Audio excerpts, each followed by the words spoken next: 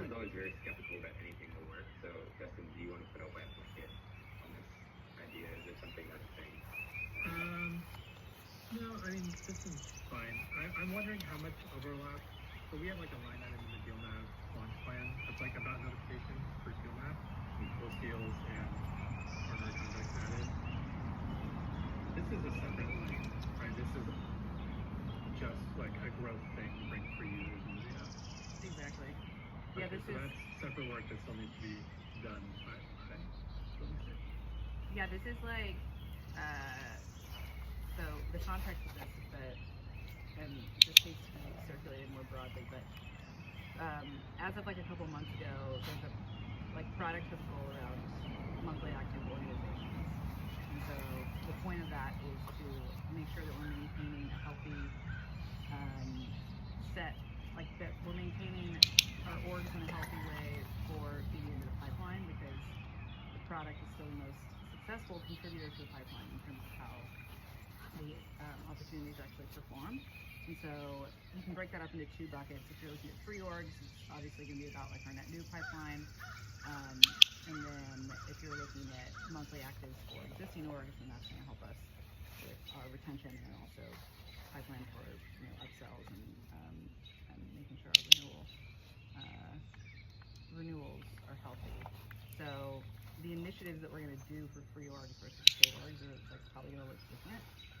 And this one it's rushed because we want to get the first email out before the 30th, which is the end of the quarter, to get as many monthly actives before the end of the quarter so we can hit our end of quarter number for monthly actives, which is why I'm pushing this now.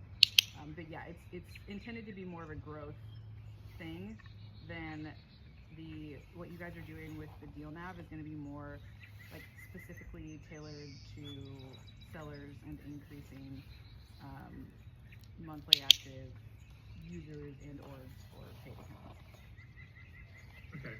Just another question. Do we have other like kind of like marketing emails in this way that exist outside of the application, or is it always driven from within like Muncher? Do we do it through like an analytics pipeline or anything like that? The growth team like has run campaigns where we'll do emails. So like this is that was actually Megan's first question to me, I think, when I talked to her about this. Was like, can't we do something out of product if we need it done quickly? And I was like, oh, we are. We are. So Bob is actually, we're sending a bunch, like hundreds of emails from Bob to free accounts. And then sometimes they'll do them through HubSpot, like our newsletter goes out to free accounts, and then we're also sending out marketing emails about the upcoming sales launch. And the whole reason that Labs project got pushed through really quickly too is because we wanted that email to be a landing point, to have the landing point be in the product and not on the marketing site. So we were driving people back into the product as opposed to driving them to the marketing site to collect data interest. So there's like a whole set of initiatives around this that are going on, and this is one of them. To more directly answer your question, yes, we send emails in a bunch of different ways, and they're not always from the product for the free org. Yeah, I was kind of like sidewinding my way into that. Is like, why does this exist in the product rather than outside? That makes sense. Yeah. We're doing it, and we need all systems go to get stuff done. Yeah. This is like one of multiple initiatives around this, and because like, so another reason that's more data driven is it's like the last year, 2 years ago.